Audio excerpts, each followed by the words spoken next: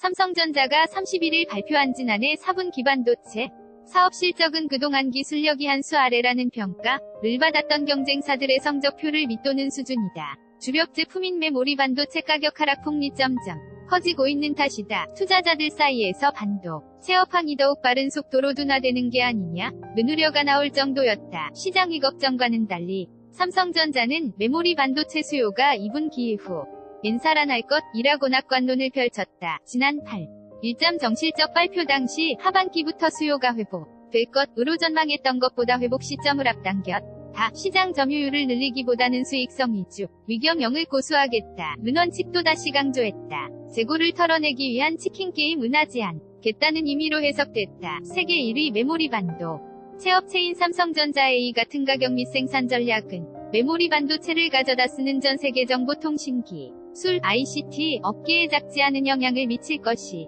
라는 분석이다. 과거와 같은 D램 불황 없다. 삼성전자는 이날 지난해 4분기 반도체 부문 영업 이익이 7조 7,700억 원으로 1년 전보다 3조 1,300억 원 감소했다고 발표했다. 13조 6,500억 원을 벌어들인 지난해 3분기와 비교하면 5조 8,800억 원 43% 줄어든 수준이다. 업계 2위인 SK 하이닉스 의 4분기 영업이익 4조 4,301억 원 2일 연전 수준과 비슷하고 매출은 약 9% 감소한 것에 비해 실적 하락 폭리 컸다는 평가다. 주력 제품인 D램의 지난해 4분기 출하량도 15에서 20% 밖으로 줄었다. 같은 기간 SK 하이닉스는 2% 감소했다. 반도체 업황 둔화로 삼성전자의 작년 4분기 매출은 전분기보다 9.4% 감소한 59조 2,700억 원으로 집계됐다. 영업이익은 0조 8천억 원으로 38.5% 줄었다. 세원 삼성전자 메모리 사업부부 사장은 4분기 중반 이후 대외 환경이 나빠지는 과정에서 삼성전 자위 기존 서버 고객들이 추가적인 가격 하락을 기대해 주문을 미루면서 가격이 가파르게 떨어졌다. 고 이유를 설명했다. 전 부사장은 2분기 후 메모리 반도체는 점진적으로 수요가 개선될 것이라고 내다봤다. D램은 2분기부터 서버 체들의 재고 조정이 마무리되면서 수요가 늘어날 것으로 예상했다. 낸드 플래시는 가격이 하락하면서 모바일과 서버를 중심으로 고용량, 고성능 제품 수요가 늘어난다는 논리를 폈다. 삼성전자는 늘어나는 재고에 대해서도 관리 가능한 수준이라고 일축했다. 업계에선 작년 삼성전자의 4분기 실적이 시장 예상을 밑돈 이유가 이런 재고 전략 때문이라는 분석도 내놓고 있다. 점이 분기부 터는 수요가 살아날 것으로 판단해 재고를 적극적으로 털어내지 않았다는 의미다. 삼성전자는 장기 메모리 시장 도박게 봤다. 전 부사장은 D램 시장 이부침이 잦았던 과거 사이클과 달라질 수